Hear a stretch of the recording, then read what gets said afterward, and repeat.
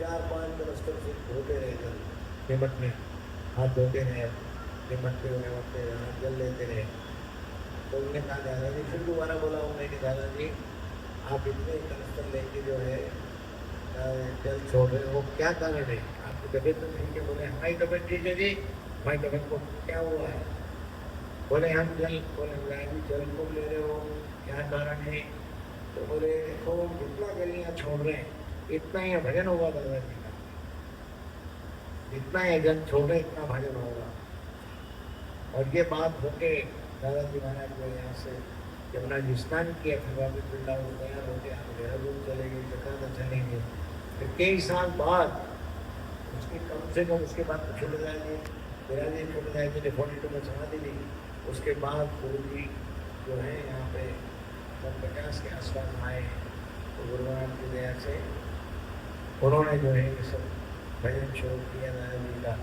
और भजन जो है आज भी हो रहा है, वो भजन ही करते थे और भजन करवाते थे। तो जो मूल रूप से दादाजी महाराज ने आज्ञा दी थी छोटे दादाजी महाराज ने कि या हम जब इसमें छोड़ रहे खूब भजन होगा, तो देखो उनकी आज्ञा पूर्ण हो रही है। लेकिन उस आज्ञा के निमित्त के रूप में दिल्ली वाले गुरु जी को भेज के महाराज ने शुरू कराया। फिर गौर सुंदर आए, उनकी समाधि करवाई, उनकी समाधि बाद ने शुरू करवाया। दादाजी महाराज सबसे करवा रहे हैं। कहने का तात्पर्य ये है कि गुरु आज्ञा जो होती है उसमें देर सवेर हो सकती है, लेकिन पूर्ण हो ऐसा नहीं हो सकता, जरूर होती है। तो दादाजी की आज्ञा है, उनकी आज्ञा होगी यहाँ जितना छोड़े इतना भजन कराएंगे। तो देखो भजन रहता है यहाँ। वो हमारी सीतापुरी वाली मैया तो सुबह आरती से कह रहे थे ढोलक बजा के तब हमारे भजन देने लग जाती है। और कितने बुजुर्ग ने भजन देने शुरू हो जाता है, मंदिर में पाठ वगैरह होता रहता है, आरती होती है, आरती होती है, उसके बाद फिर गले वगैरह के फिर लोग करते हैं और दूसरे करने लग जाते हैं।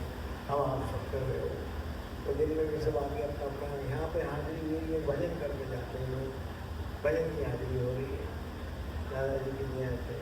जैसे खंडों में आरतियाँ होती रहती, 4 आरतियाँ होती, आरती में सारा समय हो जाता है। खंडों में इतना भजन नहीं होता है, तो जो आरतियाँ होती, 4 आरतियाँ होती, बोले 2 बड़ी 2 छोटी आरती, तो आरती में शुरू होती है। जिस तरह से यहाँ पे दादाजी महाराज का कुछ फूल से श्रृंगार होता है, खंडवा में दादाजी का नैवेद्य से श्रृंगार होता है। दादाजी की समाधि में देख पाओ अलग अलग तरह का नैवेद्य करते हैं, तो नैवेद्य से श्रृंगार हो जाता है। यहाँ पे दादाजी महाराज का फूल से श्रृंगार होता है, इंदौर में फूल से श्रृंगार होता है, मेरे में फूल से श्रृंगार होता है। तो कहने का मतलब ये है कि दादाजी गुरु महाराज के समर्थ हैं। हम सब ऐसे समर्थ गुरु के बाल गोपाल हैं जिनकी कृपा से हमारा जीवन में भक्ति और हमारी जीवन का जो कल्याण है वो निश्चित है। बस हम अपने मन में निश्चित कर लें कि ये निश्चित है, ये हमारे मन को मानना चाहिए, फिर वो निश्चित को निश्चित ही करें। अनिश्चित को निश्चित करने वाले दादाजी हैं, ऐसी उनकी कृपा है। इस कृपा को जो मानता है, अनुभव करता है, उसके साथ उस अनुभव की पूर्ति भी होती है।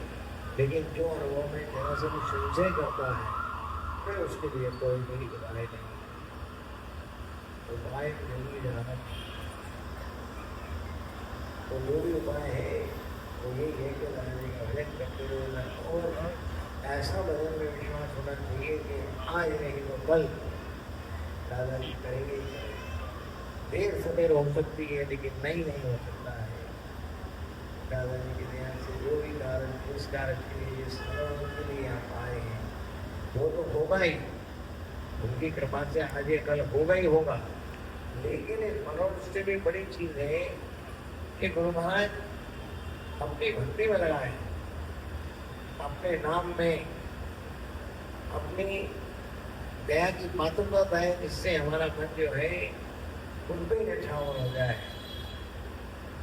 हमें अपना सर्वस्व जो है हम सदगुरु को गुरु महाराज को ही माने, ऐसे उनकी दया हो कि मन में किसी तरह से सर्वस्व किसी को नहीं माने। सब कुछ सब हो सकते हैं लेकिन सर्वस्व तो एक ही हो सकता है। ऐसी सर्वस्ता की दया जो है सदगुरु ही करते हैं। सदगुरु की वाणी से, सदगुरु की निगाह से जो उनकी दृष्टि के सामने आ जाता है गुरु महाराज को लस्सी से जो है लस्सी कर देते हैं और उसका कल्याण करते हैं। ऐसे हम समग्र रूप में बालगोपाल हैं।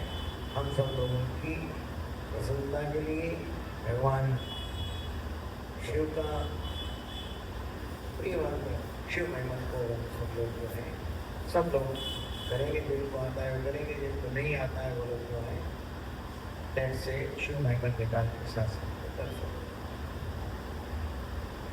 गजाननम